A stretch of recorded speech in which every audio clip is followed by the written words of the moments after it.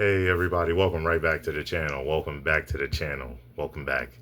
Um Listen, Tuesday was unbelievable, bro. Back on NBC after NBC didn't have NBA games for I think over 2 decades. Easily. For sure. Well over. It was magical. It was fun. Some good stuff. Some weird, wild moments in both games. But before we get into that, right? My name is Isaiah Austin, okay? And welcome to the IDA Kings video production channel. Um, and if you like the videos, like them, okay? Hit that like button on them. Share them and comment under the videos. If you like the channel as a whole, subscribe to it, okay? And if you want to know when I post and upload new videos, please hit that bell notification, okay? Promise y'all this has been special, okay? Getting into it, man. The first game, obviously, it was the Thunder versus the Rockets, man. Chet Holmgren, let me tell you something. Chet Holmgren started off with the first, 13 to 15 points in the game. He was balling all game, from the first quarter all the way up to the fourth, man, and then even overtime. Then they went into overtime. It was a fun game from there with him, okay? And then Shea started off a little slow. In that first half. The Rockets did a good job overall scoring in that first half, right? Shane Gould overall in the whole game almost had a triple-double, was balling, was 5 of 8 from the three-point line. Flat out amazing, just flat out balling. Earlier on, he made a few mistakes to me. He should have been more aggressive backing down people like Wallace and Alex Caruso when they were guarding him in that post. In my opinion, I'm not a fan of smaller players guarding big men like him, especially because he's physical, he's strong, and he can back you down. But then you got to come with an automatic double team. If you do that and you don't come with an automatic double team, it's going to be tough, especially if he takes that first and second dribble you haven't came yet. That's pretty crazy. But overall, the Rockets in the first half did some good stuff. The Thunder was grinding it in, staying afloat. Okay, Chet Holmgren kept them all in the game. Without him in that first half, they would have been really in trouble throughout the game. Really, without him playing, they would have been in some trouble. So they didn't have Jay Williams, the second, third option on the team, who was a beast in the finals. They didn't have him in this game. Tough game, close game. Kevin Durant did some good things, had 23 points, made some good, tough shots. Old school Kevin Durant doing old school things. Amir Thompson was good defensively. He did some good things, was aggressive shooting the ball, made some outside shots. Didn't make a three, but he was aggressive, good form and stuff like that. But overall, it was a fun game, man. It was crazy. It was tight. It was competitive. There were some wild things that happened. For example, that led to, I think there was 2 overtimes. The first one, right? Kevin Durant did a few things. And it probably, one didn't cause them to lose. The other one did. They ended up losing the game by 1 point. The first thing that he did was he sat there and he called a timeout when they didn't have any, okay, when the shot was missed.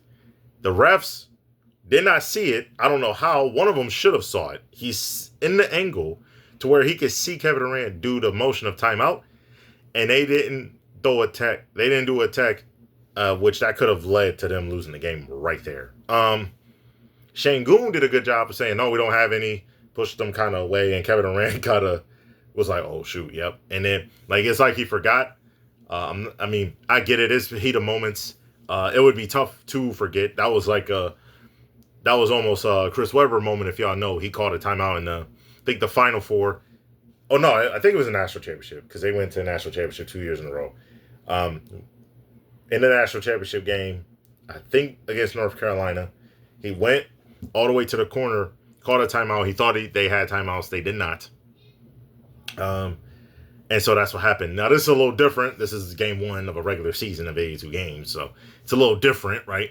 But overall, that's kind of crazy. He's experienced. He has a lot of years under his belt, Kevin Durant. So it's kind of hard to not know when you do or don't have timeouts, right?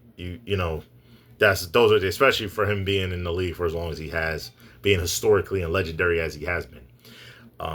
The second thing that he did, he fouled on a shooter, right? He fouled, I believe, on SGA. He fouled out the game, and they ended up making 2 free throws, and he ended up winning the game by 1 point. SGA missed some free throws. He did miss some free throws for a 90% free throw shooter. He missed, but people miss. I get it. But man, he clutched up. He clutched up in big moments. He came back in the second half and dominated the second half after having, I think, 3 points in the first. He dominated and had about 32 in the second half. Flat out amazing second half / overtime. Flat out monster, man, in that second half. Flat out monster in that second half. They had the Thunder still was causing turnovers. They do a great job of getting turnovers and scoring off the turnovers. But again, overall, they got out rebounded by Houston. Houston had a big lineup too, a real tall lineup they had. Amir Thompson was the starting point guard. Kevin Durant was the shooting guard. I believe Smith Jr. I think it. Oh, Jabari Smith Jr. He was a small forward. Şengün was power forward, and Adams was center. Now you got to remember, Fred VanVleet was injured. It was key for. I understood why they needed him because he handles the ball. He handles situations real well, and not just because he's aggressive, like Amir Thompson and other players, like even Shepard who came in. He was aggressive shooting, but it was just running the offense, making sure you're put in the same in good positions. So they needed a guy like him on the floor, and they're gonna miss him. They're gonna have to find guards who can do that.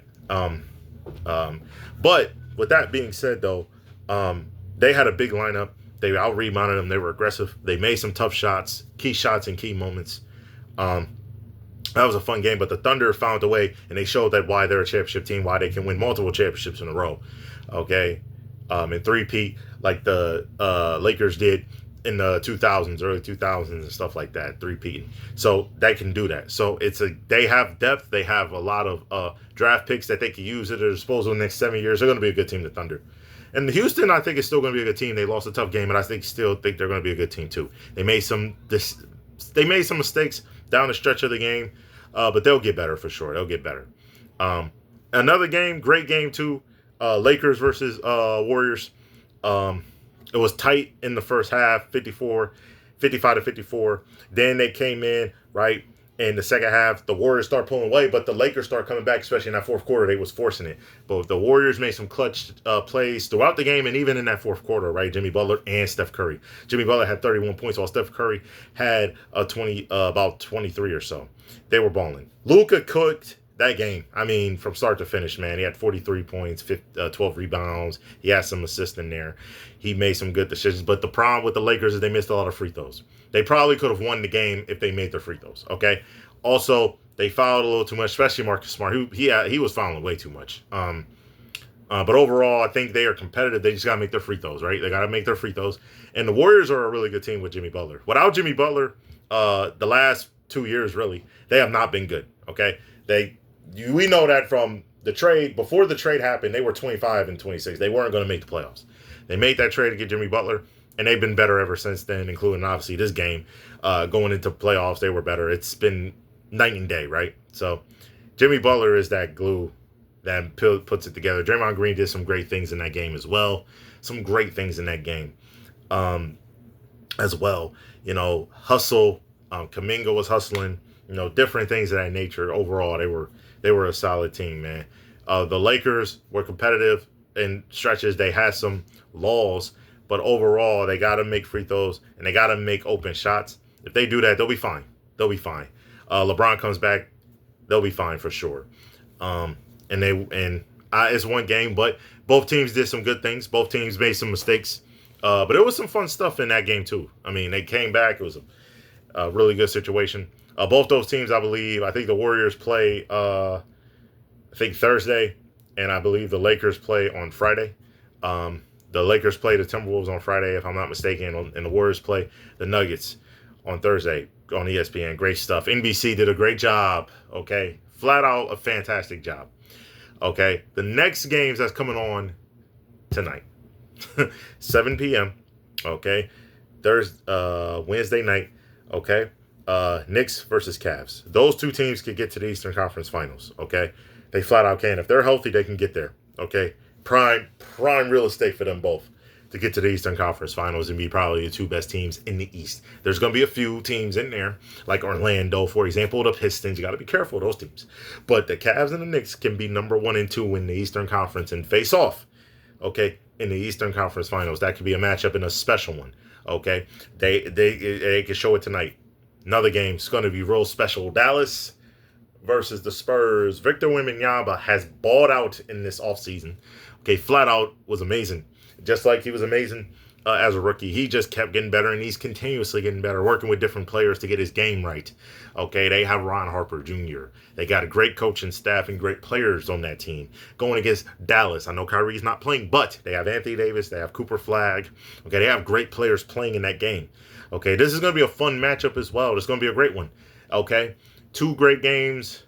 Wednesday night, 7 p.m. Then the next one, 9:30. There's other games coming on tonight, too, that we'll touch on in the next game, the next videos and stuff like that, okay? This is fun. This is great stuff.